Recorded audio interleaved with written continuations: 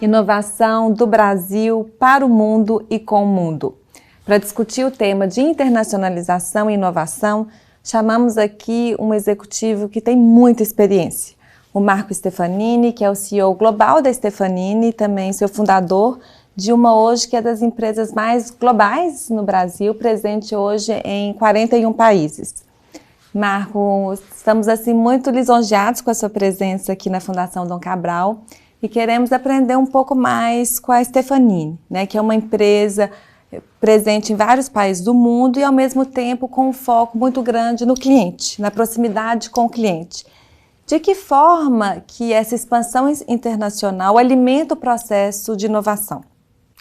Primeiro, obrigado aí por me chamar, né? Convidar. Eu acho que eu gosto muito da Fundação Dom Cabral. Eu posso dizer que eu compartilho muito dos valores que vocês têm e um deles é a globalização, a internacionalização, que ainda não é, que é algo que acelerou no Brasil, mas ainda não tem nos mesmos patamares dos demais.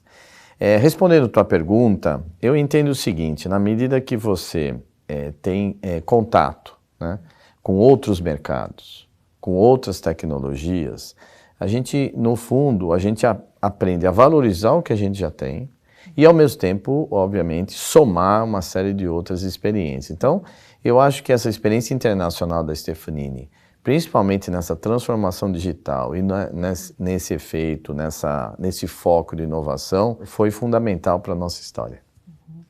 Esse ano foi inaugurado o Innovation Hub da Stefanini no México, que veio a se juntar com outros centros de inovação, Estados Unidos, Romênia e São Paulo. E São Paulo, não é?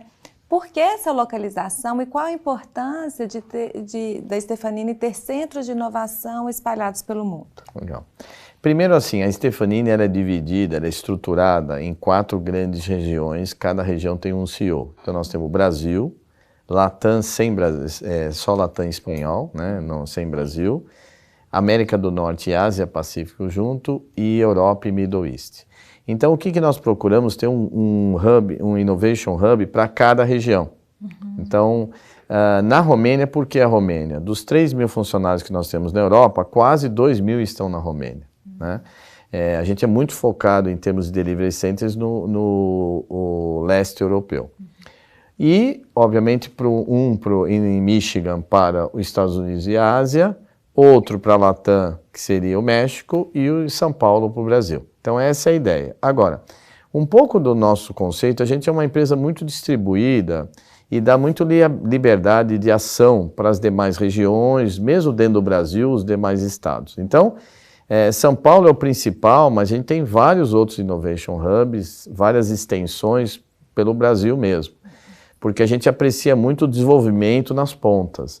Então, se você analisar, nós temos em Porto Alegre, nós temos no Rio, nós temos em Belo Horizonte, a sua terra, que a gente, em Campina Grande, por exemplo, na Paraíba. Então, a gente tem um perfil bem descentralizado, que a gente gosta disso, é mais difícil de administrar, mas eu acho que agrega mais valor e soma muito diferentes culturas, né, que é um pouco o perfil na nossa empresa. Uhum.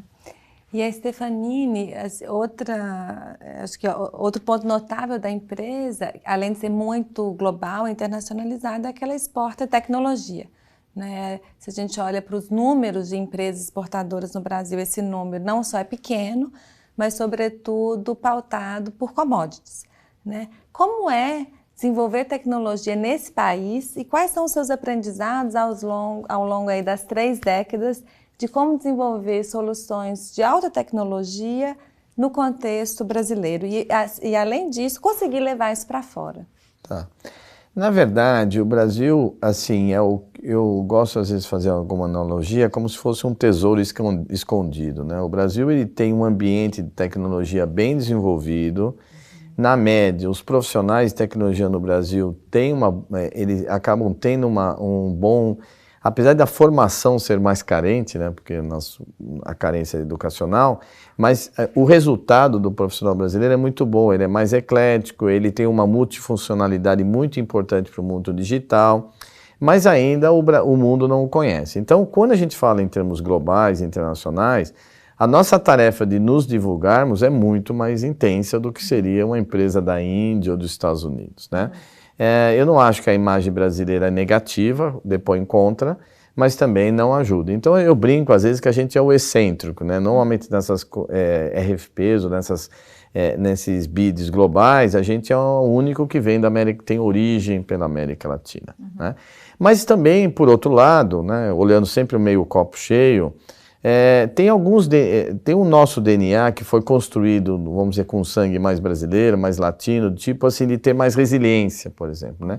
Como a gente vem de um mundo muito mais dinâmico, variável, cheio de crises, cheio de ups and downs, a gente acaba criou esse DNA de mais flexível, de resiliência, que é tão importante hoje, principalmente no mundo digital.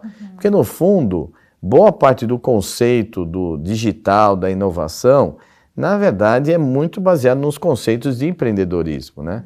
E quando você vive num mundo menos regulado, muito mais, vamos chamar, emocionante, eu brinco, obviamente você acaba criando esse DNA de ser muito mais resiliente, flexível e assim por diante. Então isso nos ajuda a nos posicionar no mercado. Mas como Brasil mesmo, a gente tem uma origem brasileira, gostamos da origem, mas não é um diferencial no mercado, a gente sabe disso. Isso. Então, falando em flexibilidade e adaptabilidade, né, essas características marcantes. E a Stefanini, nos últimos 5 anos, tem apostado muito na transformação digital.